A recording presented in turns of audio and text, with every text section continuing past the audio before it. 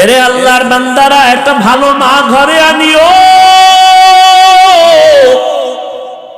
এক ফ্যামিলির মধ্যে ছোট ভাই বিবাহ করে সংসার চালায়, বড় ভাই এখনো বিবাহ করে নাই। ছোট ভাই বিয়া শাদী কইরা একদিন জিজ্ঞাসা করে, এই মিয়া ভাই, তুমি কি বিয়া করবা না? কারণটা কি? তুমি চুপচাপ বসে আছো কেন? এবার বড় ভাই কয়, হ্যাঁ বিয়া করব, তবে আমি মনের মতো মেয়ে পাই না, কারে বিয়া করব? সব ডানা কাটার দল। ছোট ভাই ভাবলেন, সম্ভ্রান্ত পরিবারের একটা ভালো মেয়ে চায় আমার ভাই। খুঁজে খুঁজে একটা সম্ভ্রান্ত পরিবারের একটা দামি কন্যা রেডি করলো। এই যুবকেরা ভালো করে খেয়াল কর, পর্দার আড়ালের মায়েরাও খেয়াল করিয়েন, আমার বাবাজিরাও ভালো করে খেয়াল করিয়েন, ভালো করে বুঝো। বড় ভাইয়ের জন্য ছোট ভাই মেয়ে ঠিক করে ফেললো। বড় ভাই, কি চাও? তার থেকে আরো দামি মেয়ে রেডি করে ফেলেছি।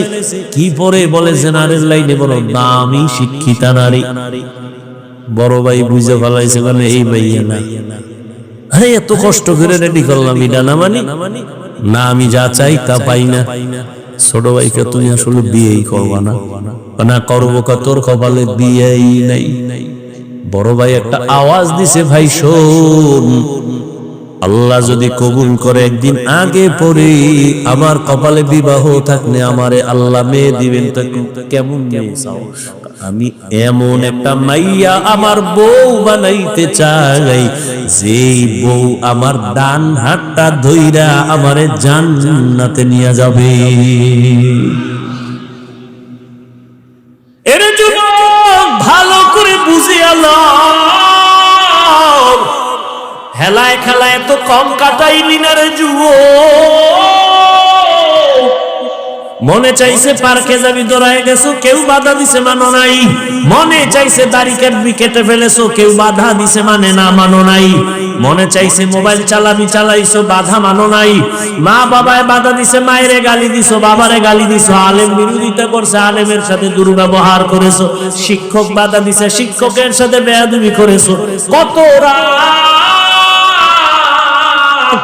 মোবাইল নিয়ে গুনাহ করে করে রাত কাটাইলি, আরো কত রাত গুনাহ করলে তোর আশা মিটবে? তারপরে তুই তওবা করবি, বল এখনো কি তওবা করবি না? মনে মনে কত শখ ছিল, জাহান্নামের বাগানে যাবি, পার্কে যাবি, মেয়েদের নিয়ে আড্ডা দিবি, নাচ গান করবি, কত শখ জীবনে মিটাইলি। এখনো কি তোর বাকি আছে? আরো গুনাহ করবি, তারপরে তওবা করবি। তবে আগে আমাকে বল, তোর হায়াতের আর বাকি কয়দিন? করোনার ভেতরে যুবকের লাশ আর লাশ, ছাত্র জনতার আন্দোলনে তাজা যুবকের লাশ, ঘুমের বিছানায় যুবকের লাশ, পানির নিচে যুবকের লাশ। আমাদের বরিশাল রোডটার মধ্যে এমন একটা দিন না অ্যাক্সিডেন্ট হয় না। আর যুবকদের জন্য নতুন ভাবে মরণের আর এক ফাঁদের নাম হলো মোটর সাইকেল, বাইক। কি ওটার উপর উঠলেই তো শরীর আগুন হয়ে যায়, কি এর ঠান্ডা ভান্ডা না? আর পেছনে যদি কোনো বিপরীত পাশ থাকে তা তো আরো আগুন। ধাম করে গিয়া বাসের চাক্কার তলে ভিড়ে গেছে। টেলিফোন আসছে বাসায়, মা ধরছে, কে? কয় সন্তানের মা। বাবারে দে। বাবায় ধরে রাখা, কে তুমি? বলে তুমি টুমি নাই, গাড়ি নিয়ে অমুক জায়গায় আসো, লাশটা নিয়ে যাও। এ বানায় বলতেছি, তুমি মনে করছো তুমি সুস্থ, অনেকদিন বাঁচবা, তোমার পরিকল্পনা ঘুমের টুপিটা দেখবা না, কালকে এই টাইমে তুমি হতে পারো লাশ। কি অসুস্থ মানুষ ডাক্তার কয় যা পারো খাওয়ায় দাও, বাঁচবে না। কিন্তু সেই অসুস্থ লোকটা লাঠি নিয়ে নিয়ে এখনো হাঁটে, সুস্থ মানুষটা তার সামনেই মরে গেল। ও আমার কলিজার যুবক বাবা, রাগ করিও না, বেয়াদবি মাফ করিয়া দিও। অথচ তোমার মতো আমি যে এতক্ষণ তোমারে বয়ান শুনাইলাম, একবারও কিন্তু বলি নাই আমি পাস করলি টুপি মাথায় দিছি, তোরা দে, না হয় জাহান্নামে যাবে, একবারও বলি নাই। আমি এতক্ষণ যে বয়ান শুনাইলাম, আমি কওমি মাদ্রাসার সন্তান, একবারও বলি নাই তুমিও কওমি মাদ্রাসায় না গেলে তোমার কপাল ভরে যাবে। আমি তাবলীগের লাইনের সন্তান, পীরের একজন মুরিদ, একবারও বলি নাই তুমি যদি পীরের কাছে না যাও, তাবলিগে না যাও, তুমি জাহান্নামী হয়ে যাইবে। একবারও বলি না, তো তোমার টেনশনও নাই, আমি দ্বিতীয়বার বলবো না। কোনো টেনশন নাই, আমি তোমারে হুজুর বানাইতে আসি নাই, বরং আমি তোমাকে চাই তুমি স্কুলে পড়ো, কলেজে পড়ো, চাকরি করো, ব্যবসা করো, ডাক্তার হও, ইঞ্জিনিয়ার হও, প্রফেসর হও। তবে আমার ছোট একটা দাবি, জীবনে বেয়াদব হইবা না। তোমার আচরণে কোনোদিন মা বাবা যেন কষ্ট না পায়, উলামায়ে কেরাম কষ্ট না পায়, শিক্ষকেরা যেন কষ্ট না পায়। কারণ মা বাবারে কষ্ট দিয়ে যদি সামনে আগাও, কপাল পুড়ে যাবে, চরিত্র ধ্বংস হয়ে যাবে। শিক্ষকের বদদোয়া যদি কপালে লাগে, শিক্ষার জগৎ থেকে হারায় যাওয়া। আলেমের বদদোয়া যদি কপালে নিয়ে নাও, জীবনে চরিত্রের রাস্তার খুঁজে পাইবা না। অতএব ডাক্তার হও, আদবওয়ালা ডাক্তার হইও। তাসলিমার মতো বেয়াদব যদি হও, জুতা খাইয়া পালাতে হবে। মা বাবার দোয়া, শিক্ষকের দোয়া, উলামায়ে কেরামের দোয়া নিয়ে সামনে আগাই ওরে যুবক। এবার একটু বাস্তবে তাকায় দেখো তো, জীবনে কোনোদিন মাদ্রাসায় পড়ে নাই, আলিফ বা তাও জানে না। তোমার মতো যুবক স্কুলে পড়ে, কলেজে পড়ে, চাকরি করে, ব্যবসা করে, 5 বেলার নামাজ পড়ে, সত্য কথার সাক্ষী দেওয়া আছেন। আর ওয়াজের দরকার নাই, এই কথাটাই তোমার জেহেনে ঢুকাও, বিবেকের প্রশ্ন করো। তোমার মতো যুবক যদি জেনারেল লাইনে থাইকে নামাজ পড়ে, বলো তুমি কেন নামাজ পড়তে পারো না? অবশ্যই তোমার কপালে কারো অভিশাপ লাগছে। তোমার মতো যুবক রাস্তায় গাড়ি চালায়, নামাজ ছাড়ে না, বলো তুমি কেন পারবা না? তোমার মতো যুবক নদীর মধ্যে মাছ ধরে, নামাজ পড়ে, কৃষি কাজ করে, নামাজ পড়ে, র্যাব, আর্মি, পুলিশ, বিডিআরের চাকরি করে, নামাজ পড়ে, তুমি কেন পারো না? ওসি, ডিসি, এসপি, উকিল, ব্যারিস্টার নামাজ পড়ে, তুমি কেন পারো না? তোমার মতো যুবক শ্রমিকের কাজ করে, ব্যবসা করে, হালাল ভাবে চলে, ঢাকা কলেজে গিয়ে দেখাস, জাহাঙ্গীরনগরে গিয়ে দেখো, তোমার মতো ছাত্র কলেজে পড়ে, মাথায় পাগড়ি, বড় দাড়ি, বড় জামা, মসজিদের খতিব। ও ভাই, তুমি কোন মসজিদের খতিব? বলে আমি কোনদিন খতিব কেন হব, আমি তো আরবি ভালো করে পারি না। এই অবস্থা কেন তোমার? বলে আমার মা বাবার দোয়া আর উলামায়ে কেরামের নেক নজর। এমন একটা মেয়ে আমি বিবাহ করতে চাই যে আমাকে জান্নাতে নিয়ে যাবে আমার ডান হাত ধরে। ছোট ভাইকা, তোর কপালে এমন মাইয়াও নাই, বিয়াও নাই। বড় ভাইকা, আল্লাহ যদি কবুল করে সময় লাগবে না, ঠিকই কিছুদিনের মধ্যে খবর পার্শ্বে এক এলাকায় আল্লাহর ওলি আসছেন। আগের দিন তো এখনো একটু কইমে গেছে, জৈনপুর থেকে আল্লাহ আল্লাহর আইসা এলাকায় এলাকায় ঘুরতো না কি? আরে আগের দিন তো কই গেল বরকত? বড় বড় আল্লাহওয়ালা আমাদের জমিনের মধ্যে চরমনাই, সারসিনা সহ যারা আছে, ফুরফুরা, এই আল্লাহওয়ালারা সপ্তাহে সপ্তাহ গিয়া গিয়া মুরিদের বাড়ি বাড়ি ঘুরতেন আর দাওয়াত দিতেন। এখন তো কইমে গেছে, এখন তো প্লেন, এখন তো অটো, বয়ানের আইয়া ডাইরেক্ট বমু, কোনো কায়েম নাই, সময় নাই, স্টেজে দিবি মেলে গাড়ি গুলো। আর আগের আল্লাহওয়ালারা সপ্তাহে সপ্তাহ মানুষের এলাকায় থাকতেন, মসজিদে থাকতেন, মানুষজন আসতো দোয়া নিতে, ঠিক নেই? এলাকার পাশে একটা খবর, একজন আল্লাহর ওলি আছেন, ওখানে মসজিদে থাকেন, এলাকার মানুষের জন্য দোয়া করেন। ওই বড় ভাই খবর পাইয়া তিনি দোয়ার জন্য চলে গেল।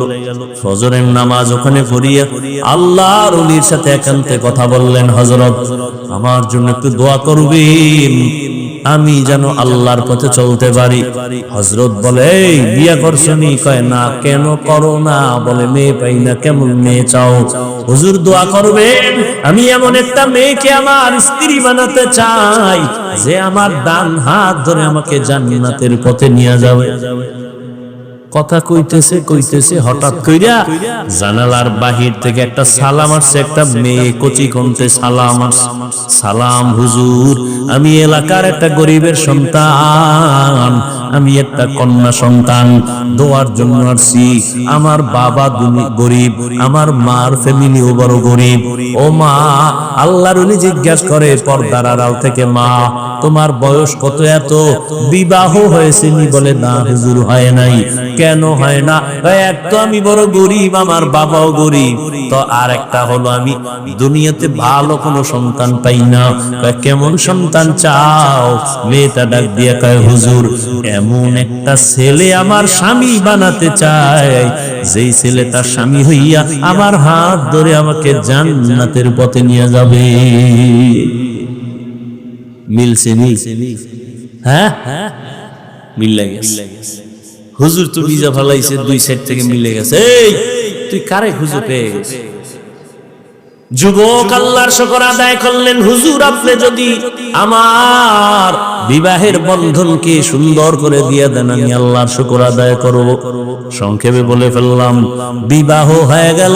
এবার স্বামী আর স্ত্রী দুইজন জীবন চালায়, ফুলের বাগানে চলতেছে। নামাজ আজান হয়ে গেছে, স্ত্রীর আগে স্বামী কয় নামাজে রেডি হও। আবার সুযোগ পেলে স্ত্রী বলে, স্বামী কথা বন্ধ, নামাজের জন্য রেডি হও। রাতের বেলা ঘুমানোর সময় ওযু করে করে ঘুমায়। ফজরের সময় স্ত্রী আগে সজাগ হলে স্বামীরে ডাক দেয়, উঠো। আবার স্বামী যদি সজাগ হয়, স্ত্রীকে ডাক দেয়, তাড়াতাড়ি উঠো, নামাজ আদায় করো। আর তাহাজ্জুদে কান্না করে, হে মালিক, জীবনের আশা সবই পূরণ করছো, এখন আমার জীবনের আর একটা আশা আছে, আমার আর স্বামীর স্ত্রীর নেককার সন্তান দেও, একটা তোমার খাস বান্দা তুমি আমাদের দান করো। দুইজনে যখন দোয়া শুরু করেছেন, গভীর রাতে আল্লাহর আদালতে দোয়া কবুল হয়ে গেল। ভালো একটা নেককার সন্তান তাদের গর্ভে চলে আসলো। যুবকেরা খেয়াল করিও, ভালো একটা সন্তান তাদের গর্ভে চলে আসলো। এবারে ইবাদত চলতেছে, কান্না চলতেছে, দোয়া চলতেছে। সন্তান যখন দুনিয়াতে আসে, দুনিয়াতে আসার পর এবার প্রথম কাজ হলো ডান কানে আজান দিবে, বাম কানে ইকামতের আওয়াজ দিবে। এবার আওয়াজ দেওয়াই হয়ে গেল সুন্নত অনুযায়ী। এবার দ্বিতীয় হক, 7 দিন যখন হবে চুল ফালাবে, একটা সুন্দর নাম রাখবে। চুল ফালাইয়া নবীর তরিকে একটা সুন্দর নাম রাখছে। শেষে নামটা বলবো, বাসায় গিয়া নামটা খুঁজা ইতিহাস খুঁজে খুঁজে বের করবি। নাম রাখছে সুন্দর। এরপরে মা বাবার হক হলো সন্তানের আদব শিক্ষা দাও। আলা রাসূলুল্লাহি সাল্লাল্লাহু আলাইহি ওয়া আলিহি ওয়াসাল্লাম, মান বুলিদা লাহু ওয়ালাদুন ফালইউহসিন ইসমাহু ওয়া আদাবা, ফাইদা বালাগা ফালিউযাওবিজহু, ফাইন বালাগা ওয়া লাম ইউযাওবিজহু ফাআসাবা ইসমান ফাইন্নামা ইসমুহু আলা আবি। মা বাবার প্রথম সন্তানের আদব শিক্ষা দাও। দুনিয়াতে সবথেকে আদব শিক্ষা দিছে রহমতের নবীর আদর্শ। সন্তানটারে এবার আদব শিখাইয়া অল্প বয়সে যুবক বড় দামি হয়ে গেল, সুনাম অর্জিত হয়ে গেল।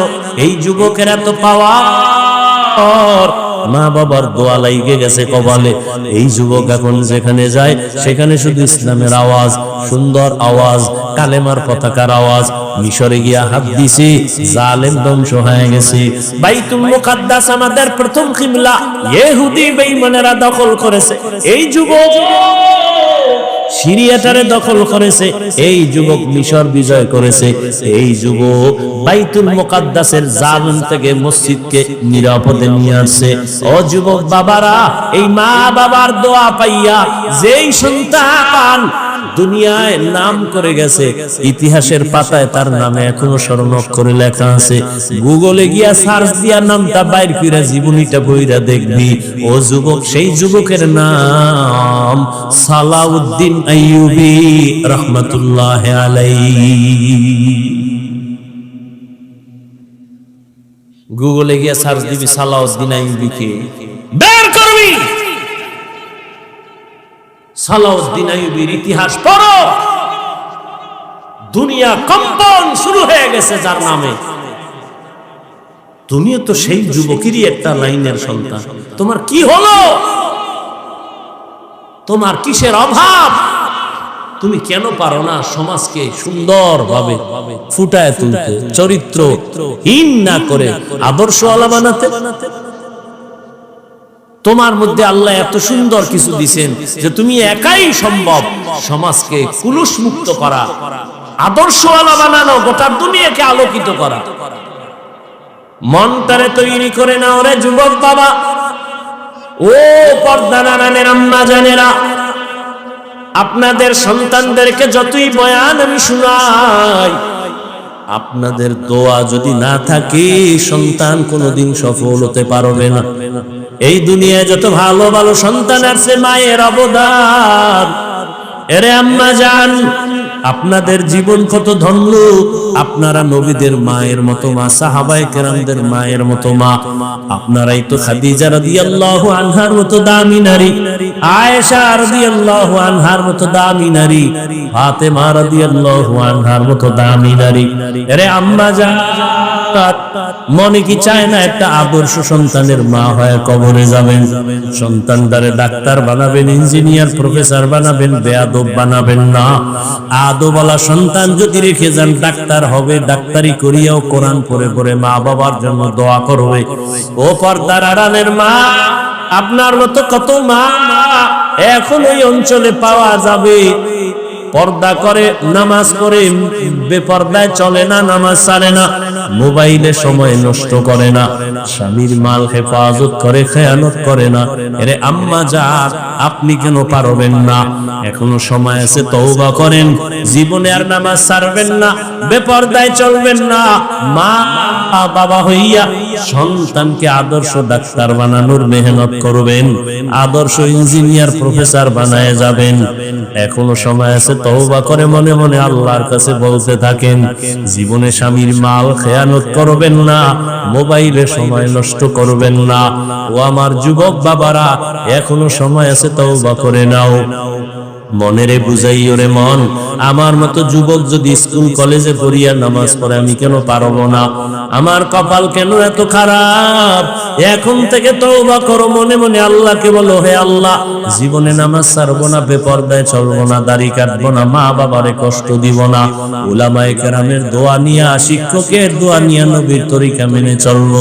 ও আমার বৃদ্ধ বাবাজিরা, আপনার মতো কত বুড়া মানুষ এখনো হাতে লাঠি নিয়ে মসজিদে গিয়া নামাজ আদায় করে, আপনারা কেন পারবেন না? এখন থেকে তওবা করে তৈরি হয়ে যান। আল্লাহ আজরাইল আসার আগে আমি তওবা করে তৈরি হয়ে যাব। কোন দিন মরণ হবে জানা নাই। আর নামাজ ছাড়বো না, বেপরদায় চলবো না, মা বাবার দোয়া নিয়ে চলবো, শিক্ষকের দোয়া নিয়ে চলবো। আর কোনদিন নামাজ ছাড়বো না, বেপরদায় চলবো না, আল্লাহর নবীর তরিকার বাহিরে চলবো না। তওবা করার মতো যদি অন্তর তৈরি হয়, অন্তরে যদি কোনো মুনাফিকি না থাকে, যাদের অন্তরে তওবার খাঁটি নিয়ত আছে, খাঁটি তওবার নিয়তে দুটো হাত আল্লাহকে দেখাইয়া দাও। আয় আল্লাহ, হাতগুলো কবুল করে নেন, তওবা কবুল করে নেন। আয় আল্লাহ, তওবার উপরে মজবুত হইয়া আমাদেরকে চলার মতো তৌফিক দান করে দাও, আমিন। কামা ফাদদানা মাকানান আলা মাকান ওয়া ইনসানান আলা ইনসান। ونشهد أن لا إله إلا الله وحده لا شريك له، لا ضد له ولا ند له ولا مثل له. ونشهد أن سيدنا وسندنا وحبيبنا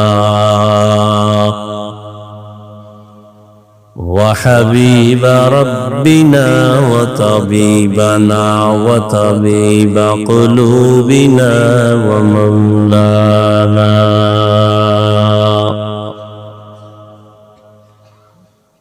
ومولانا محمدا عبده ورسوله أرسله بالحق بشيرا ونذيرا وداعيا إلى الله بإذنه وسراجا منيرا اللهم صل على محمد النبي الأمي وعلى آله وسلم تسليما وبعد فأعوذ بالله من الشيطان الرجيم بسم الله الرحمن الرحيم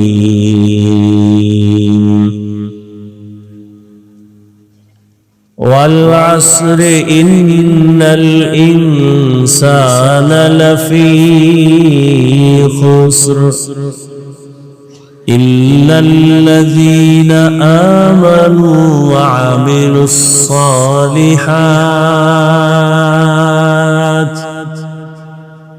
وتواصوا بالحق وتواصوا بالصبر. قال رسول الله صلى الله عليه وآله وسلم كل أمتي يدخلون الجنة إلا من أبى.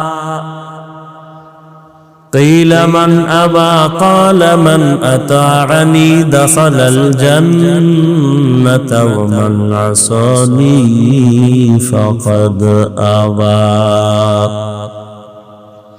أو كما قال النبي عليه الصلاة والسلام.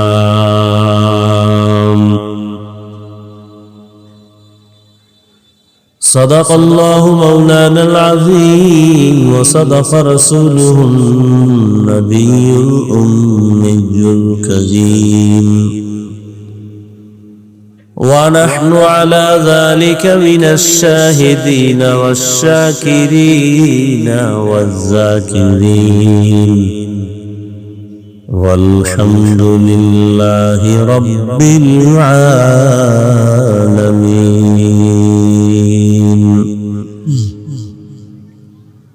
سبحانك لا علم لنا إلا ما علمتنا إنك أنت العليم الحكيم.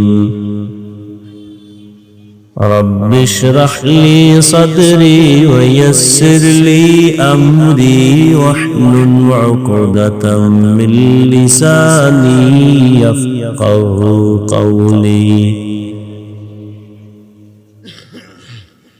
दुरुफ़शानी ने तेरे क़त्रों को दरिया कर दिया.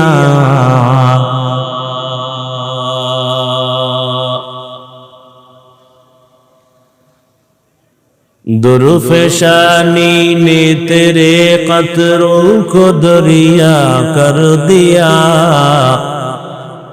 दिल को रोशन कर दिया, आँखों को बीना कर दिया.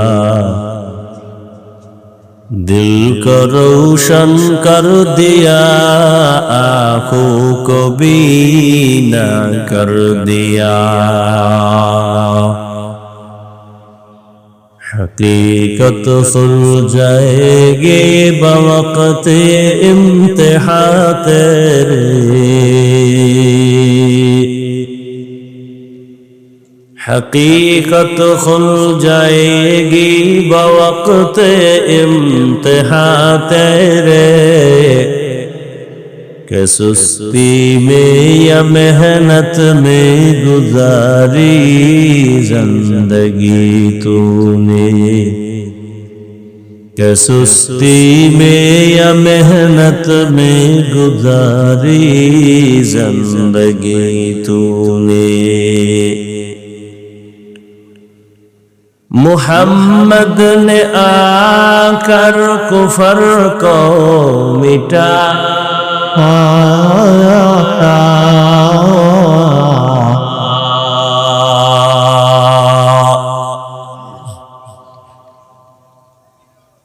मुहम्मद ने आकर कुफर को मिटाया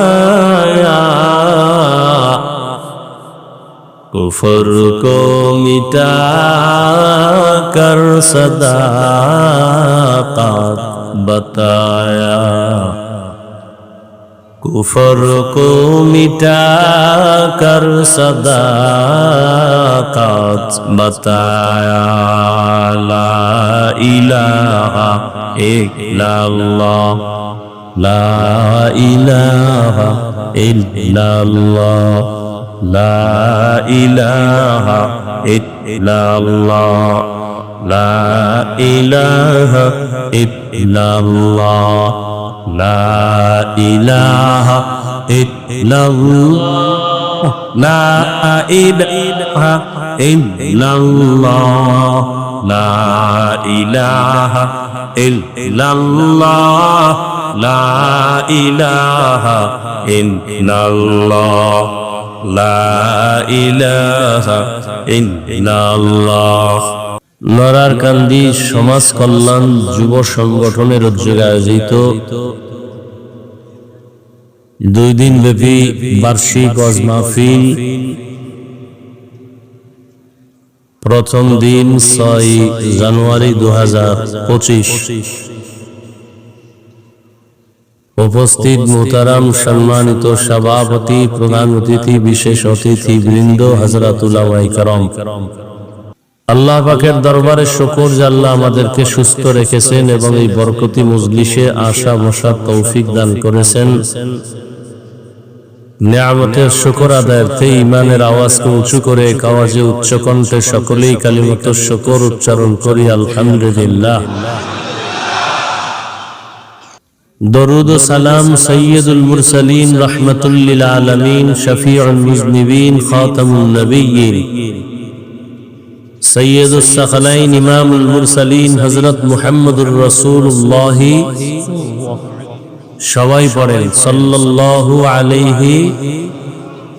আবার পড়েন নবীজির নামে দরুদ পড়লে গুনাহ হবে না সওয়াব? বেশি বেশি দরুদের আমল করেন। দরুদ পড়লে দুনিয়ায়ও লাভ আখিরাতেও লাভ। এটা পড়তে কি কষ্ট আছে? নাই।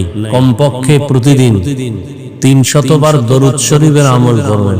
কতবার? বেশি পড়লে গুনাহ হবে। আল্লাহর কাছে যেন এই দরুদের আমল পেশ করা যায়। বেশি বেশি দরুদের আমল। আপনার দুনিয়াতে যত মুসিবত হোক না কেন সব কিছুর ঔষধ দরুদের মধ্যে।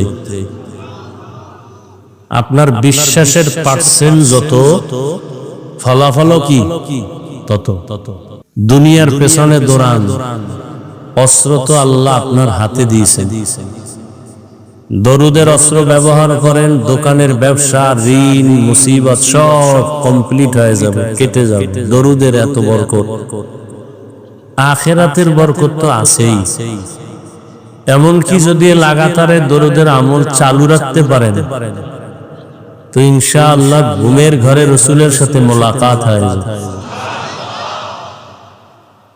আল্লাহ আমাদের বেশি বেশি দরুদের আমল করার তৌফিক দান করেন। উলামায়ে হযরত আলোচনা রেখেছেন, ইনশাআল্লাহ আগামী কালকেও রাখবেন, আপনারাও আসবেন। উলামায়ে কেরামের কথাগুলো সহি তরিকায় শ্রদ্ধার সাথে আমল করার তৌফিক দান করেন।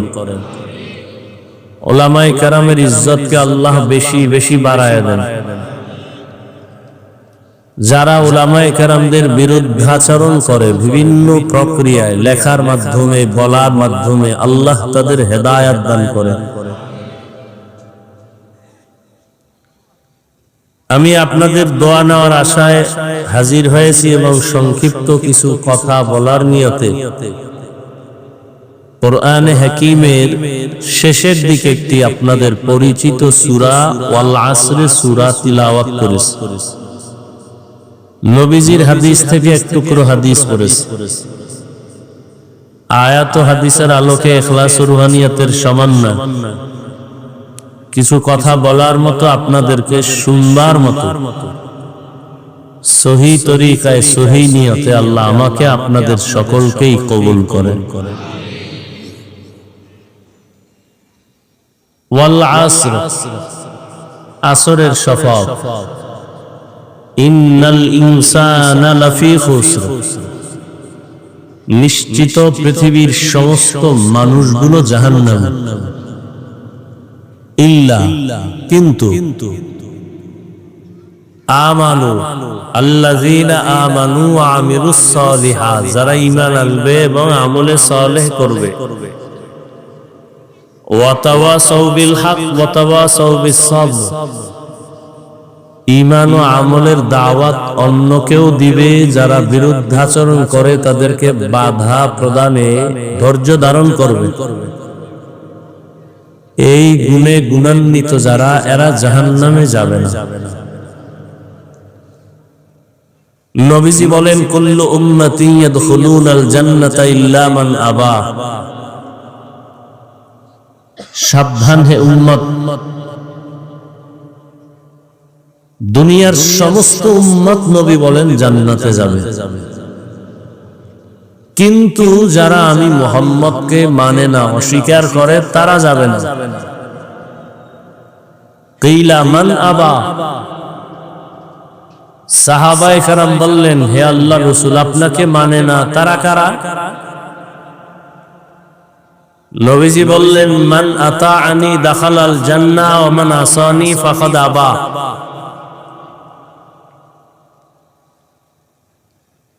যে আমার আনুগত্য করে, অনুসরণ করে, সে জান্নাতে যাবে, যে অনুসরণ বিরোধিতা করে সে জাহান্নামে যাবে।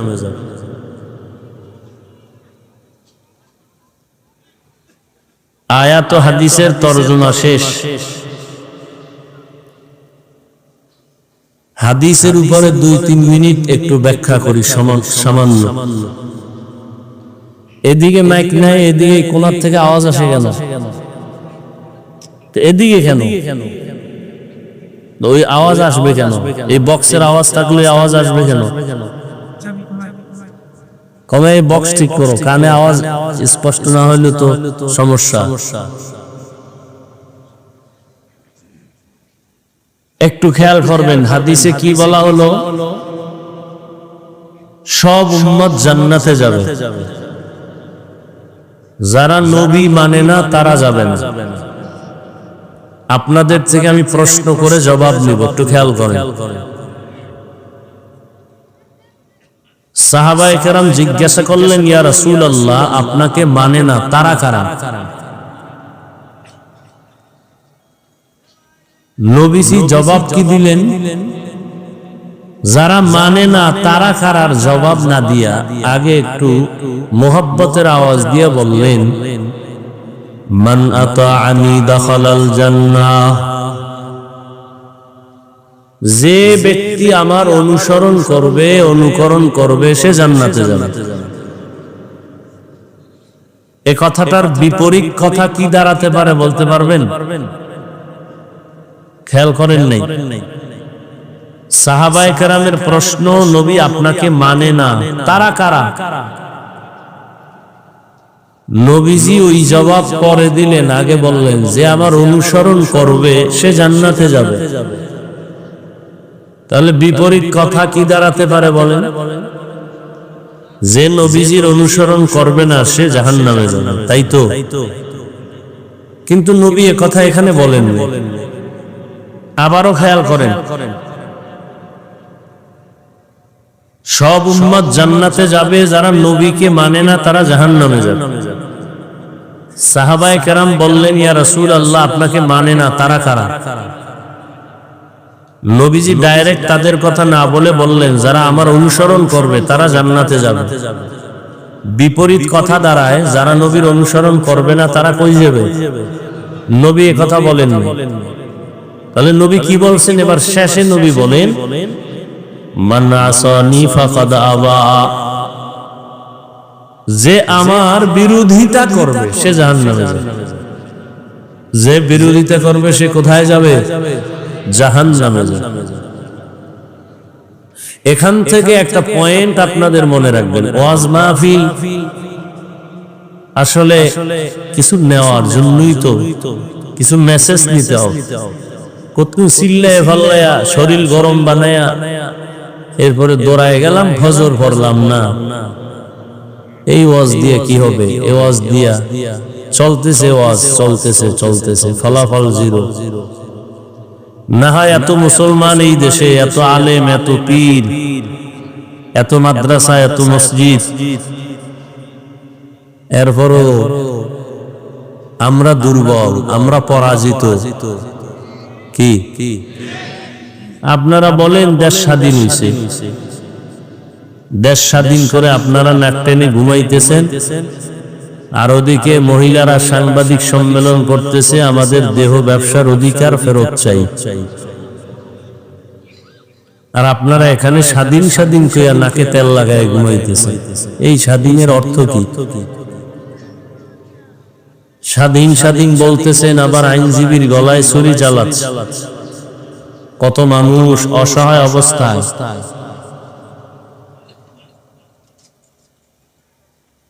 বড় কঠিন এক পরিস্থিতি আমাদের জীবনের উপর অতিবাহিত হতে চলছে। আর প্রত্যেকের হাতে তো জাহান্নামের ফ্যাক্টরি, মেডিসিন। কি সবার বাচ্চাও এই নিয়ে ব্যস্ত, বাবাও ব্যস্ত, মাও ব্যস্ত, সন্তানেরাও ব্যস্ত, হুজুরও ব্যস্ত, ইমাম সাহেবও ব্যস্ত, মুক্তাদিরাও ব্যস্ত। Mobile mobile mobile. আল্লাহ সবাইকে হেদায়েত দান করেন। ছুরি একটা হাতে নিয়ে নিজের গলা কাটা, এটা ডাইরেক্ট দেখতে খুব খারাপ। আমাদের এই সমস্ত অঞ্চলে তো দোতলা ঘর হয় কাঠের, হয় না? তো আমাদের গ্রাম এলাকায় বলে কাঠ একটা পোকায় খায়, হ্যাঁ না? কি কয়? গনে খায় না? উপর দিয়া কমপ্লিট সুন্দর, ভেতর দিয়া ফুলটাই নষ্ট। এই মোবাইল ওয়ালাদের উপর দিয়া যাও কিছু আছে, ভিতর কিচ্ছু নেই, চরিত্র নাই, লেখাপড়া নাই, চেহারা নাই।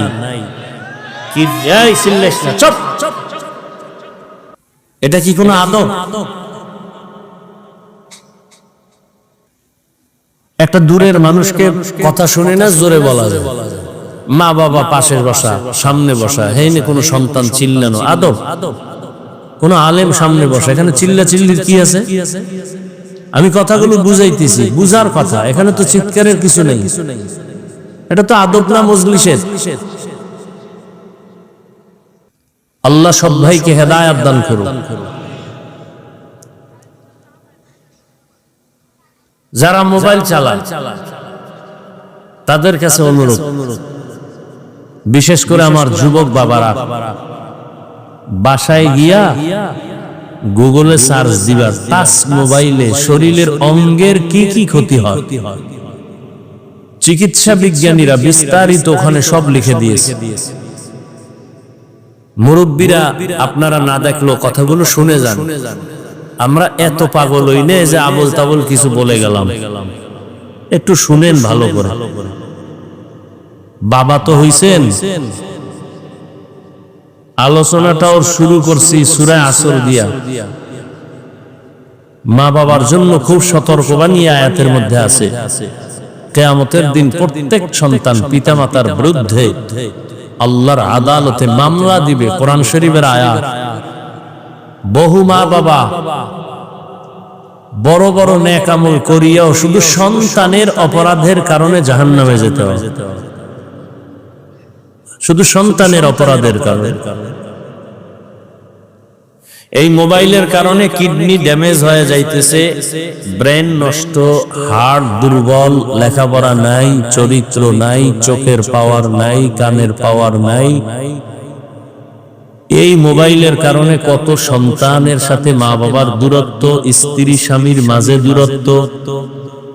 এই মোবাইলকে কেন্দ্র করে কত সন্তান মায়ের সাথে বেয়াদবি, বাবার সাথে বেয়াদবি, ছাত্র হলে শিক্ষকের সাথে বেয়াদবি, উম্মত হলে আলেমের সাথে বেয়াদবি। এই একটা মোবাইলকে কেন্দ্র করে কত সন্তান মায়ের টাকা চুরি করে, বাবার টাকা চুরি করে, না দিলে বন্ধুর পকেট কাটে, না দিলে দোকানে চুরি করার সম্মিলিত চক্রান্ত করে।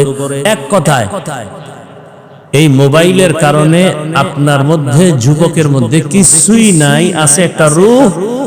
আজরাইল যদি রুহটা নিয়ে যায় তো তুমিও নেই। তাহলে মোবাইল কি পরিমাণ ক্ষতি করছে, যা ভাষা নাই বলার। কিন্তু বাবাও বাধা দেয় না, মাও বাধা দেয় না। বলার দায়িত্ব আমার, বলে গেলাম, মানবেন কিনা সে দায়িত্ব আপনার। আল্লাহ একটা বেহেশতের বাগানে নিয়ে আসছেন, এটা বড় দয়া। কিন্তু কপাল পুরাটা ভালো করতে পারলেন না। বেহেশতের বাগানে বৈশাও মোবাইল নিয়ে ছবি তুলতেছেন, যেটা সম্পূর্ণ গুনাহের কাজ। দুনিয়ার কোন মুফতি সাহেবের বাবারও ক্ষমতা নাই এটাকে উল্টায় বলবে।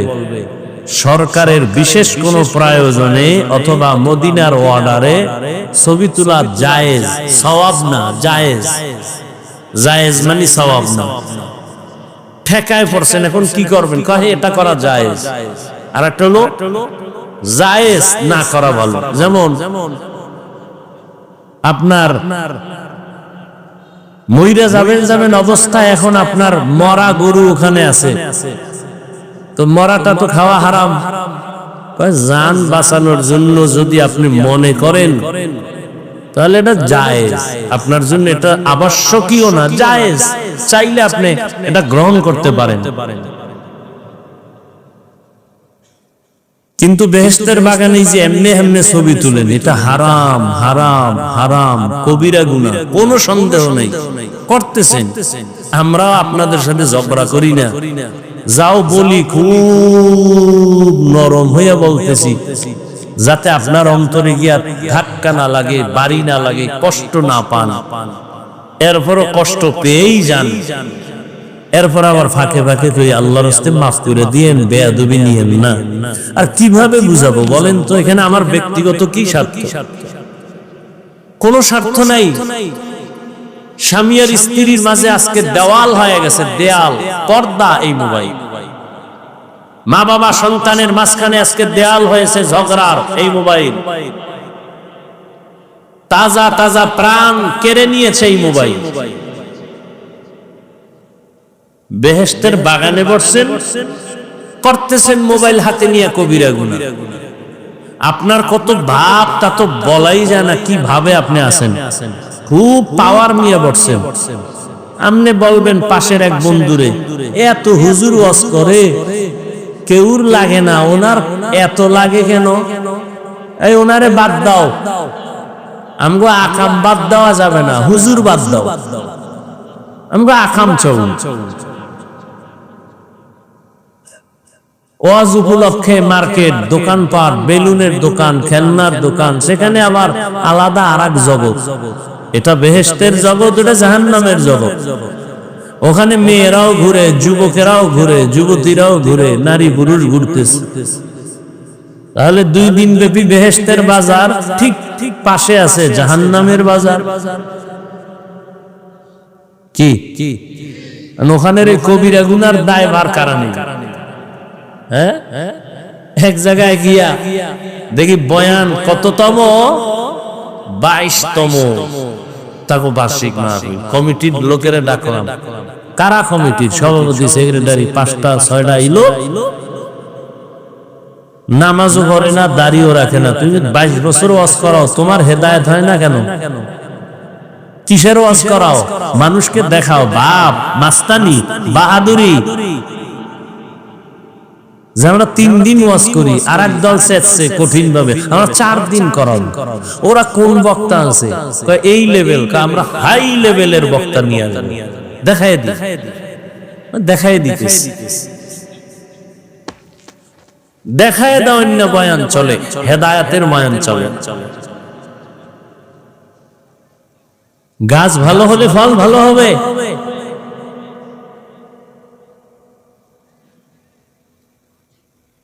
আয়োজক বৃন্দ যদি ইখলাসওয়ালা হন, ওখানে হেদায়েতের বাতাস আসতে থাকবে, হেদায়েতের বাতাস আসতে থাকবে। ওয়াজ উপলক্ষে দোকান কেন? বেলুনের দোকান কেন? খেলনার দোকান কেন? সেখানে মেয়েরা ঢুকে কেন? বেপরদায় কবিরা গুনাহ, তাজা তাজা কবিরা গুনাহ হয় কেন? কি প্রয়োজন? এখান থেকে রাজত্ব দূরে না, মাদারীপুর দূরে না, প্রয়োজনে সেখানে যাও। হ্যাঁ, দুই একটা চায়ের দোকান, বিস্কিটের দোকান থাকতে পারে। খেলনার দোকান কেন? বেলুনের দোকান কেন? সেখানে আবার মেয়ে ছেলে যাবে কেন অবাধে? তো এই বেহেশতের বাগানে কি হলো? শুধু এখানে কি, সব জায়গা, সারা দেশের এই হাল। শুধু বাংলাদেশে যুবকেরা লেখা রাখিস, একটা জায়গা আমার দৃষ্টিতে পাইছি, বাংলাদেশ লক্ষ লক্ষ মানুষ সেখানে থাকে, 1 দিন 2 দিন 3 দিন 4 দিন, শত শত দোকান, একটা খেলনার দোকান নাই। লক্ষ লক্ষ মানুষ সেখানে থাকে, বয়ান শুনে। কেন একটা বাচ্চা মেয়েকেও 3-4 দিন ওই পুরো অঞ্চলে খুঁজে পাওয়া যাবে না। একটা জায়গা আছে বাংলাদেশে যেটার নাম শুনলে তোর ঘুম হারাম হয়ে যায়, কলিজা জ্বলে। আব্রসি না? কোথায়? দুনিয়ার সব জায়গায় ঘুরলি, ওখানে যাইতে ভালো লাগে না? না, কত ডাকাত, কত সন্ত্রাসী তসবিহ হাতে নিয়ে, পাগড়ি নিয়ে জিকিরের লাইনে দৌড়াচ্ছে, আর তুমি এখানে ফেসবুকে বিরোধিতা করো না? মহলায় তোমার কপালটা আলাদা বানাইছে, যে কারণে রসুলের বয়ানেও কালেমা পড়ে না। কেমন কফা! যেই রসুলের চেহারা মোবারক দেখলেই মোহাব্বত লাগায় জাহান্নাম হারাম, সেই রসুলকে 1 দিন 2 দিন না 13 বছর পর্যন্ত দেখলো, বয়ান শুনলো, কালেমা কপালে আসলো না। এর নাম কফাল। এই নিকৃষ্ট বেঈমানকে জানেন? যে রসুলকে 13 বছর দেখলো, যে নবীকে দেখলে পেটের ক্ষুধা থাকে না, এত বরকতি নবী আমার, সেই রসুলকে 13 বছর দেখাও কালেমা করে না। নিকৃষ্ট এই বেঈমান কে? আর অন্যদিকে 27 বছরের একটা যুবক তরবারি নিয়ে দৌড়ায়, নবীকে জবাই করে ফেলল। কয় বছরে? নবীরে দেখেই তরবারি ফালায়, কয় নবী মাফ করে দেন, কালেমা পড়ে। এর নাম কফা।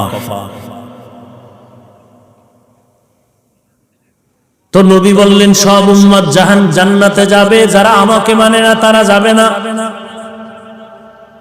সাহাবায়ে কেরাম বললেন, ইয়া রাসূলুল্লাহ, আপনাকে কারা মানে না, অস্বীকার করে, তারা কারা? রহমতের নবী বললেন, আমার অনুসরণ যিনি করবে তারা জান্নাতে যাবে, যারা বিরোধিতা করবে তারা জান্নাত পাবে না, জাহান্নামে যাবে। এখান থেকে আমরা কি শিক্ষা পেলাম? এইটা বুঝাইতে গিয়ে দূর আসলাম যে অশুনা না, কিছু নিতে হবে।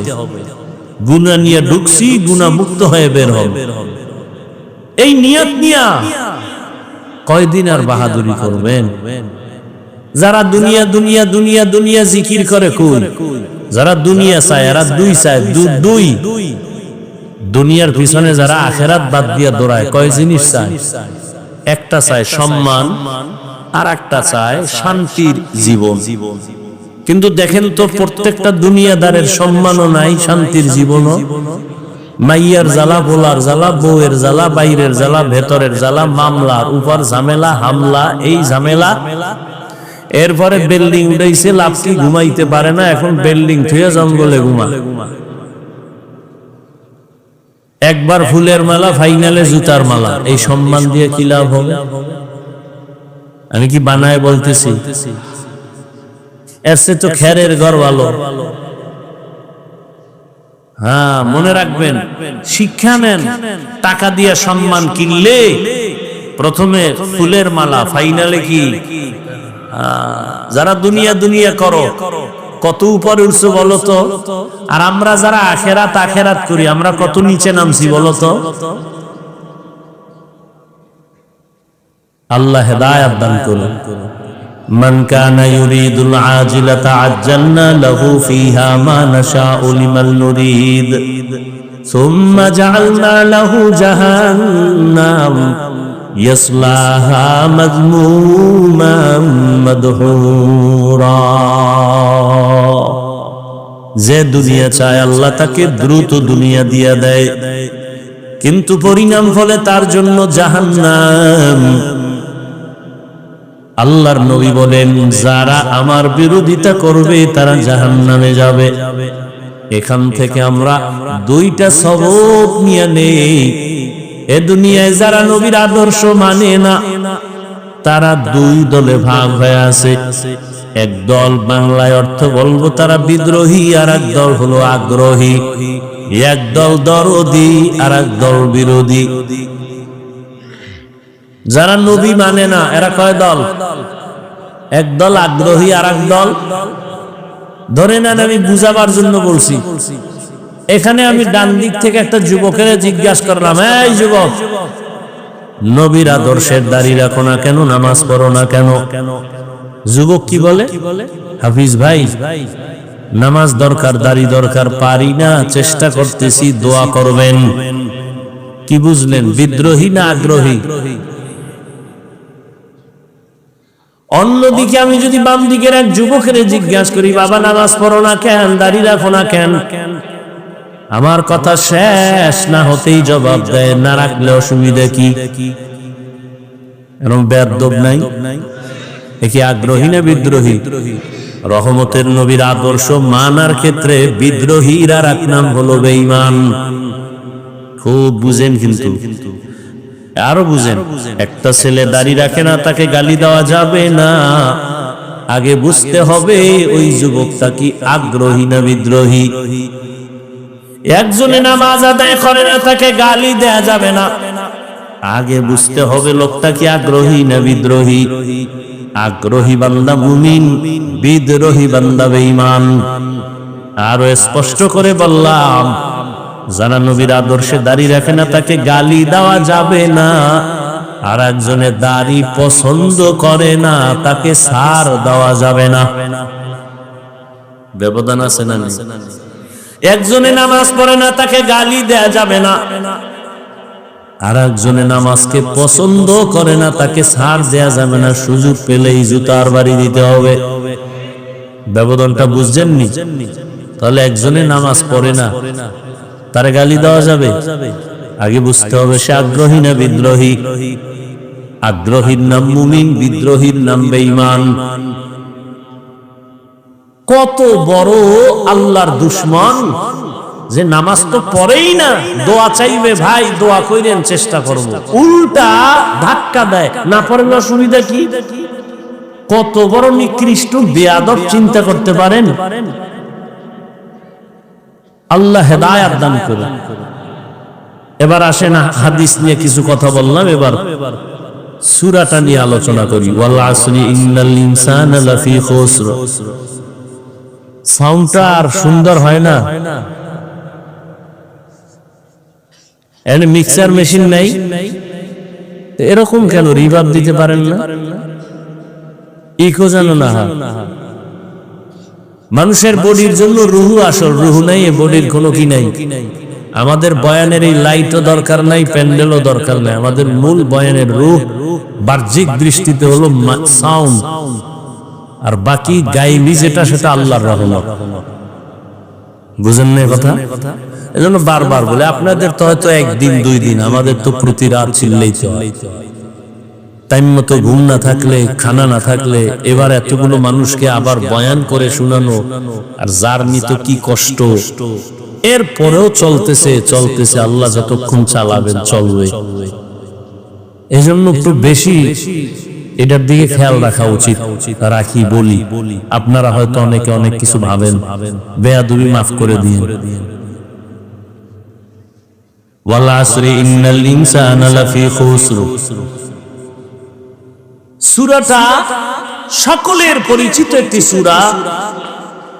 পর্দার আড়ালের মা বোনেরা এই সূরাটা কোরআন শরীফ পড়তে না জানলেও শুনতে শুনতে মুখস্থ হয়ে গেছে। সূরাটা ছোট কিন্তু পাওয়ার অনেক বড়। 4 মাযহাবের 4 ইমামের এক ইমাম হলেন ইমাম শাফিঈ রাহমাতুল্লাহ আলাইহি। তিনি বলেন, আমার আল্লাহ কোরআনে হাকিমের মধ্যে অনেকগুলো আয়াত নাযিল করেছেন। আম্মা জান আয়েশা রাদিয়াল্লাহু আনহার প্রসিদ্ধ বর্ণনা মতে কোরআনের আয়াত সংখ্যা হলো 6666। ইমাম শাফিঈ রাহমাতুল্লাহ আলাইহি বলেন, আল্লাহ পাক শুধুমাত্র ওয়াল আসরি সূরাটাই যদি দিতে, আর অন্য কোন আয়াত যদি আল্লাহ অবতীর্ণ নাও করতেন, আর দুনিয়ার সব মানুষ যদি ওয়াল আসরি সূরাটার উপরে জীবন চালাইতো, বিনা হিসাবে জান্নাত পেয়ে যাইত। এবার বুঝেন সূরাটার পাওয়ার কত।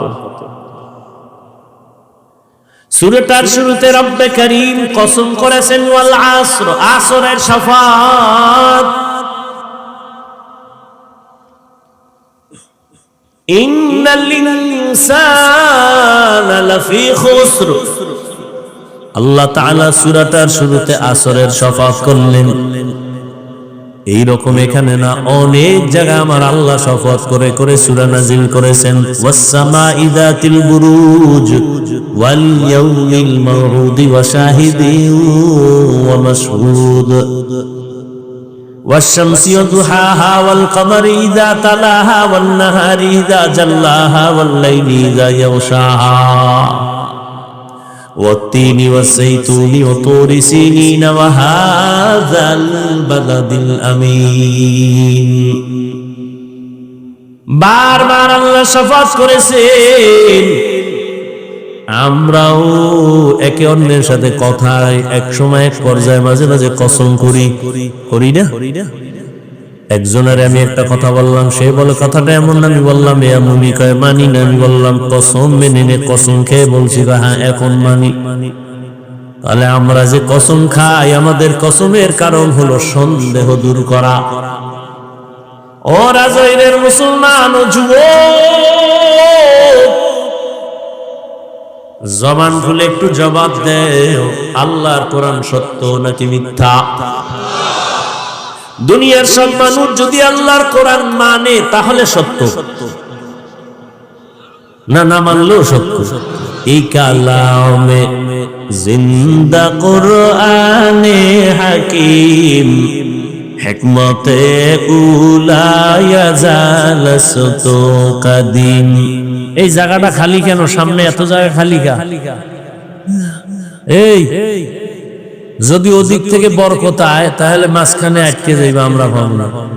আর এদিক দিয়ে যদি বরকত শুরু হয় তাহলে ওদিকে পাইবো না, মাঝখানে জায়গা খালি। এই বুদ্ধি দিছে কে তোমাকে? এনে ওগুলা দিয়ে মানুষ বসাইও, এই বরকত নষ্ট হয়। বুঝাইতে পারি না, যার মনে যা চায়। ওই যে বললাম না, বেশি কিছু বললে বলবে বক্তা বাদ দাও, আমগো যা করি এটা বাদ দেওয়া যাবে না। এ কথা কেউ বলবে? বলেন তো। এই মাঝখানে এটা ফাঁকা কেন? এই কোন বক্তা বলবে? বক্তা অস্করতে এসে অস্কিরে চলে যাবে, এত টেনশনের টাইম কই? আর আমার তো মাথায় বাড়ি লেগে গেছে যে বরকত তো কমে যাব। আমার তো মাথার মধ্যে এটা ঢুকছে যে এত ফাঁকা তো রাখা যাবে না। এই এত ফাঁকা রাখে নামাজ হবে? কেন হবে না? কারণ নাই? বলেন না কেন কারণ নাই? তাহলে ওখানে কারণ থাকলে এখানে থাকবে না কেন? নামাজের কাতারে এত ফাঁকা হয়, তো এটাও তো একটা বরকতি মজলিস, এত ফাঁকা হবে কেন? বরং রাসূলের সুন্নাত কি 3 জায়গায় ফাঁকা রাখবা না। কয় জায়গায়? 3 জায়গায়। নামাজের কাতারে আর দ্বীনি মজলিসে শয়তান মাঝখানে জায়গা নিন। এই মাঝখানে তো শয়তান বয়ে রয়েছে, হয়তো ওদিকের বরকত হইলে আমরা পাবো না, এদিক দিয়ে শুরু হইলে আপনারা পাইবেন না। কথা বুঝেননি? বেয়াদবি মাপ চাই ভাই, মুরব্বীরা আপনাদের দোয়া নিয়েই তো চলে, আমার তো আর এলেম কালাম কিচ্ছু নেই। তারপরও চাই যে আল্লাহর মহব্বত থেকে যেন আমরা কেউ বঞ্চিত না হই।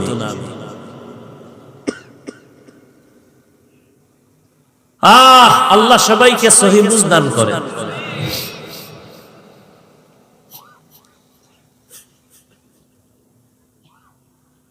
তো আল্লাহ পাক শপথ করলেন কেন? কোরআন তো সত্য, কেউ মানুক আর না মানুক, মানলেও সত্য না মানলেও সত্য, আল্লাহর কথা তো সবই সত্য। কসম কাটলেন কেন? আমরা কসম কাটি সন্দেহের জন্য, দূর করে দেই। আল্লাহর কোরআনে কি সন্দেহ আছে? তাহলে আল্লাহ কসম খাইলেন কেন? বারবার কসম খাইলেন। তিনের কসম, জৈতুনের কসম, তুরে সিনার কসম, নিরাপদ শহর মক্কা নগরীর কসম কেন খাইলেন? এর বিস্তারিত কথার সংক্ষিপ্ত জবাব হলো, আল্লাহর সব কথাই সত্য, গুরুত্বপূর্ণ, তবে কসমের কথাটা আরো গুরুত্বপূর্ণ বুঝাবার জন্য। 2 নাম্বার কথা হলো, আল্লাহ যেই জিনিসের উপর কসম করবেন ওই জিনিসটা অনেক দামি, এটা বুঝাবার জন্য। যেমন ওয়াল আসর, আসরের শপথ করলেন, আসর বড় দামি একটা সম্পদ। আসমানের কসম করেছেন, আসমান বড় একটা অমূল্য সম্পদ। জমিনের কসম খেয়েছেন, জমিন বড় দামি একটা সম্পদ। সূর্যের কসম খেয়েছেন, সূর্য বড় দামি একটা সম্পদ। দুনিয়ার বড় বড় বড় বড় বেঈমান ওই সূর্য দেখা চিন্তা করে করে কালেমার পতাকায় বুকছে। এত বিশাল সূর্য কে বানাইলেন? এটা কেমনে চলে? সকালে ঘুরতেছে ঘুরতেছে ঘুরতেছে, আবার সারা দুনিয়ার মানুষের আলো দিয়া আবার জাগায় সকালে সেই সূর্য হাজির। আল্লাহ তাআলার এগুলো এক একটা নিদর্শন। আসমান একটা নিদর্শন। এই প্যান্ডেল টানাইতে কত পরিমাণ খুঁটি, আরো পারলে ডেকোরেটর ওয়ালারা আরো খুঁটি দিতে চায়।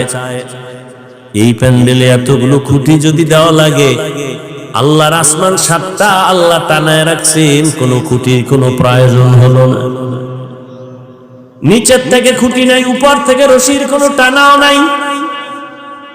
এগুলো জ্ঞানী যারা ভাবতে থাকবে আর বলবে, রব্বানা মা খালাকতা হাযা বাতিলা সুবহানাকা ফাকিনা আযাবান নার। আল্লাহ তুমি অনর্থক কিছু বানাও নাই। আসরের শপথ করে আল্লাহ বুঝাইলেন, আসর বড় দামি, এটাকে তুমি যদি দাম দাও তো তোমারও দাম বেড়ে যাবে। এর পরের কথাগুলো আরো গুরুত্বপূর্ণ। আল্লাহ বলেন, ইন্নাল ইনসানা লাফি খুসর। কসম খাইয়া কথাটার গুরুত্ব বাড়াইলেন, আবার ইন্না নিশ্চয় তাকিদ দিলেন। সব দুনিয়ার মানুষ অবশ্যই জাহান্নামী। দেখেন তো, একদিকে কসম খাইলেন, আবার তাকিদ দিলেন 2টা। ইন্না এক তাকিদ, লাফি লাম তাকিদ। বারবার তাকিদ দিয়া বললেন, দুনিয়ার সব মানুষগুলো জাহান্নামী, একজন মানুষও বাদ নাই। আল ইনসানের আলিফ লাম ইস্তেগরাকি, সব মানুষ। বাংলাদেশের প্রতিটি মানুষ জাহান্নামী, আমেরিকার মানুষ জাহান্নামী, লন্ডন লেবাননের মানুষ জাহান্নামী। এক কথায় জমিনের একটা মানুষও জাহান্নামী না বলার কোনো উপায় নাই। এই আয়াত তার দলিল, সব মানুষ জাহান্নামী। তুমি এটারে হালকা মনে করবা, শপথের সিল লাগাই দিছে, ওয়াল আস, শপথ, কোনো সন্দেহ করা যাবে না। এরপরে আবার ইন্না, নিশ্চয়ই, আরো মজবুত, লাফি খুস, অবশ্যই জাহান্নাম।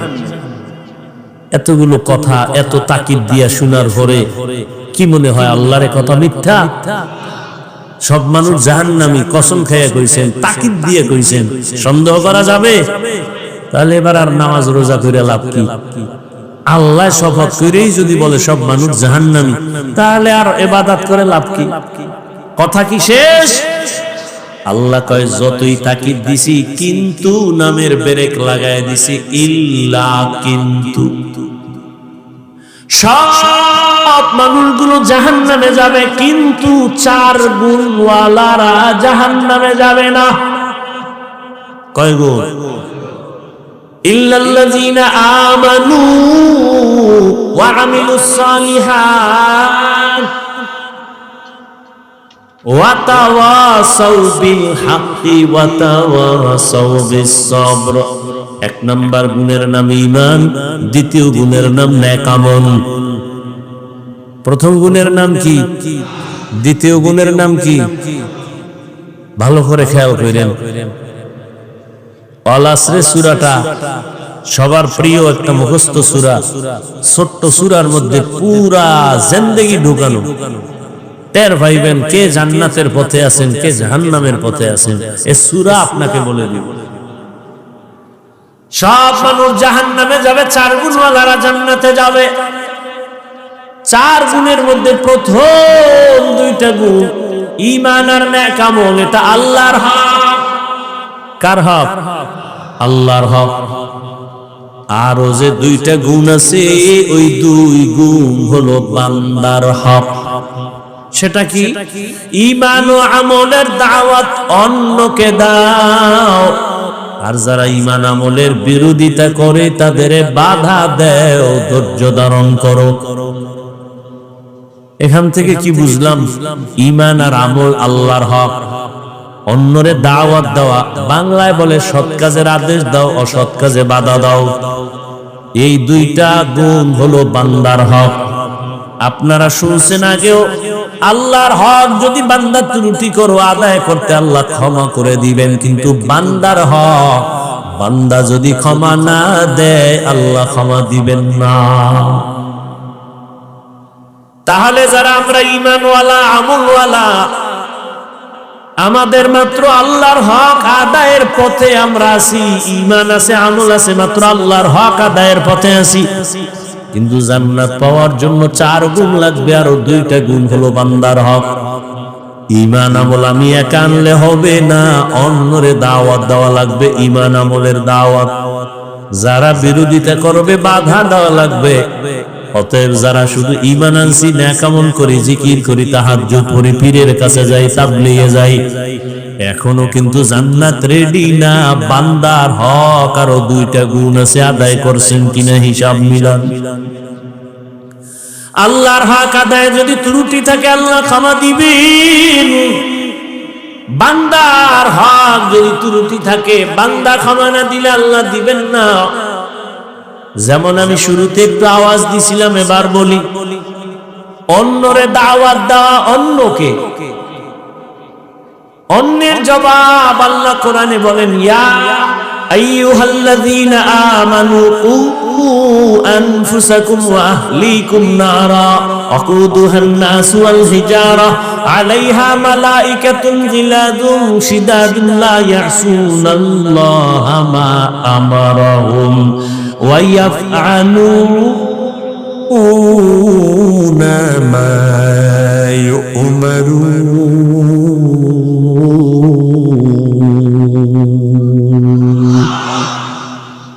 আল্লাহ বলেন, ও মুমিন, জাহান্নাম থেকে নিজেকে বাঁচাও, তোমার হালকে বাঁচাও। প্রত্যেক মা বাবার জন্য আহাল তার সন্তান, স্বামীর জন্য আহাল তার স্ত্রী, শিক্ষকের জন্য আহাল তার ছাত্র, ইমাম ও খতিবের জন্য আহাল মসজিদের মুসল্লি, ওয়ার্ডের মানুষ, মেম্বারের হাল, চেয়ারম্যানের হাল, ইউনিয়নের মানুষ, সরকারের হাল, গোটা দেশবাসী, ওলামায়ে কেরামের হাল, গোটা দুনিয়ার মুসলমান উম্মত। মা বাবা জাহান্নাম থেকে নিজেকে বাঁচাবেন, তারপরের দায়িত্ব আপনার সন্তানের বাঁচাবেন। স্বামী আপনি জাহান্নামের আগুন থেকে নিজেকে বাঁচাবেন, তারপরের দায়িত্ব স্ত্রীকে বাঁচাবেন। শিক্ষক জাহান্নামের আগুন থেকে নিজেকে বাঁচাবেন, তারপরে দায়িত্ব আপনারা হাল ছাত্রকে জাহান্নামের আগুন থেকে বাঁচাবেন। ইমাম খতিব সাহেব জাহান্নামের আগুন থেকে আগে নিজেকে বাঁচাবেন, দ্বিতীয় দায়িত্ব আপনার আহাল মুসল্লিদেরকে জাহান্নামের আগুন থেকে বাঁচাবেন।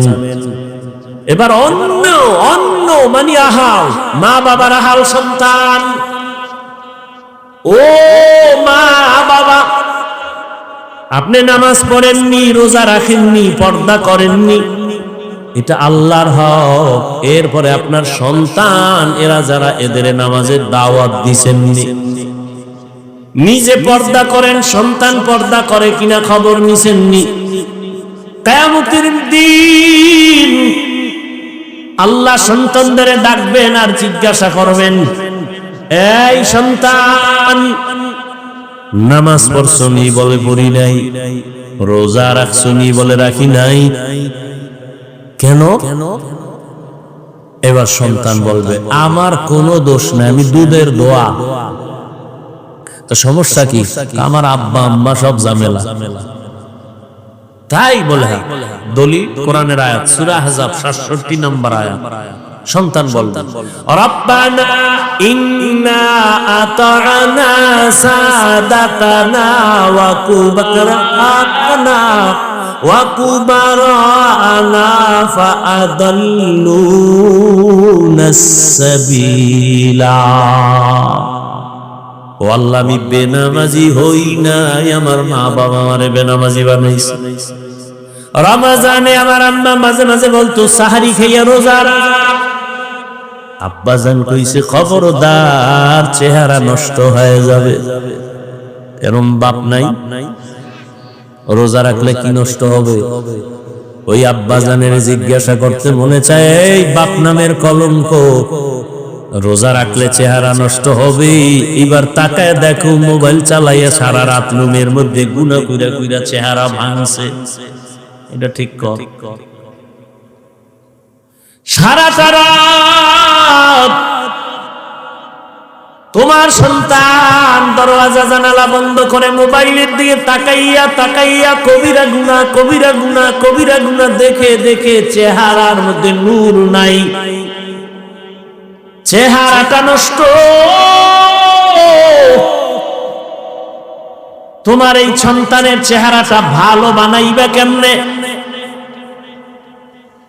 বিয়ার আগেই চেহারাটা নষ্ট হয়ে গেল, যৌবন শেষ, জীবন শেষ। বাবায় বাধা দিল, সন্তান মানবে না, কারণ যেই সময় বাধা দেওয়ার নিয়ম ছিল সেই সময় মা বাবায় আদর দিছে, আরো করো, সময় মতো বাধা দেয়। দুনিয়াটা উল্টে গেছে কেমনে জানেন?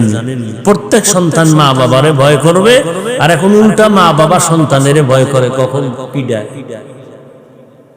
প্রত্যেক ছাত্র শিক্ষকের ভয় করবে, কিন্তু এখন শিক্ষক ছাত্রকে ভয় করে, কখন বেদবি করে ফেলবে।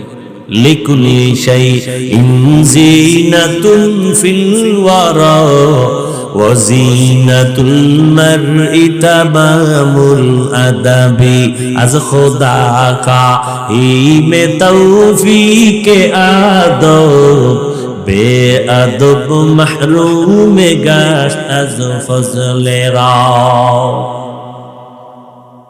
ও পর্দার আড়ালের আম্মা জানেরা, ও আমার বৃদ্ধ বাবাজি,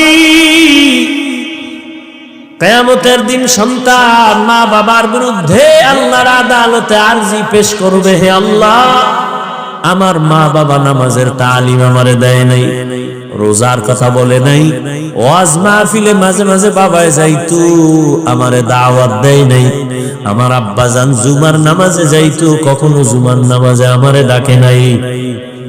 এবার আল্লাহ কইব, ঠিক আছে, সব মাইনে নিলাম, তুই বাবার কারণে বড় নাই। আচ্ছা তোরে আমি একটা বিবেক দিছিলাম ভালো মন্দ যাচাই করা, কাহা দিছিলি? দেখো না কত সন্তান মা বাবা চায় না নামাজ পড়ুক, এরপরও মা বাবার কথা ডেং দিয়ে গিয়ে নামাজ পড়ে নাই। তা তুই বললি না কেন, ভালোটা গ্রহণ করলি না কেন? সন্তান বলবে আল্লাহ এটা আমার বিবেকের সাথে অন্যায় করে ফেলেছি। কথা হলো আমার তো এটা ইনসাফের আদালত, আজকে বিবেকের বিচার দাঁড়া। ইন্নাস সামআ ওয়াল বাসারা ওয়াল ফুআদ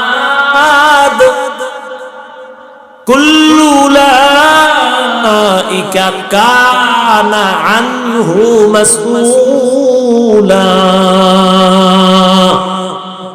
চোখের বিচার হবে, কানের বিচার হবে, দেমাগের বিচার হবে, বিবেকের বিচার হবে। আল্লাহ যখন এই কথাই বলবেন, সন্তান বলবে আমার একটা দাবি আছে। কি আছে? আল্লাহ যেই মা বাবার কারণে দাঁড়িয়ে রাখতে পারি নাই, মা বাবার বয়ানের অভাবে নামাজি হতে পারি নাই, ও আল্লাহ আমার দাবি হইল আমারে যদি তুমি ফিদা একটা আবারে দুইটা দেওয়া লাগবে, আমারে যদি শাস্তি যা দেও আমার মা বাবারে ডবল শাস্তি দেওয়া লাগবে। কোরআনের আয়াত, রব্বানা আতিহিম যিফাইনি মিনাল আযাব ওয়ালআনহুম লা'নান কাবীরা। সূরা আহজাব 67 নম্বর আয়াত। মোবাইলে কোরআন শরীফ বাংলাটা ডাউনলোড কইরা সূরা আহজাবের 67 নম্বর আয়াতে সার্চ দিয়া ব্যাখ্যা দেখবেন। কোরআন কিনার মতো তো আপনার কাছে টাকা নাই, জুতা কিনার টাকা আছে, অন্য অন্য সব কিনার টাকা আছে, মাওলার কোরআন কিনে যে ঘরে রাখবেন দেখবেন ওই কপাল নাই। ওই যে বললাম কপাল যদি পুড়ে যায় তা আমি কেন রসুলের বয়ানও কপালে কানে আসে না, বলছি না? ভুলে গেছে। আর কপাল যদি খুলে তো রসুলকে জবাই করতে আসিয়াও কালেমাওয়ালা হয়ে যায়। 27 বছরের যুবক, কি নাম? নবীরে জবাই করতে এসে কালেমা পড়ছে। সেই ওমরের নাম শুনলে এখনো মানুষের অন্তরে কম্পন শুরু হয়ে যায়। কে সে ওমর? রহমতের নবী বলেন, লাউ কানা বাদি নবিয়্যুন লাকানা ওমর।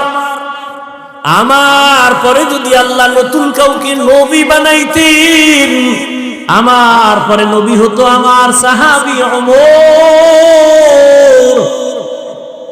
অর্ধ দুনিয়া পরিচালনা করেন রাজনীতিবিদ, একজন শিক্ষক হযরত ওমর। দিনের বেলা বিচার করেন, রাতের বেলা জনগণের কি হালাত বিরাগীরা খবর নেই। সেই ওমর যে রাস্তায় চলে শয়তান ওই রাস্তায় চলে না, পালায় যায়। কেমন পাওয়ার আল্লাহ দান করেছেন।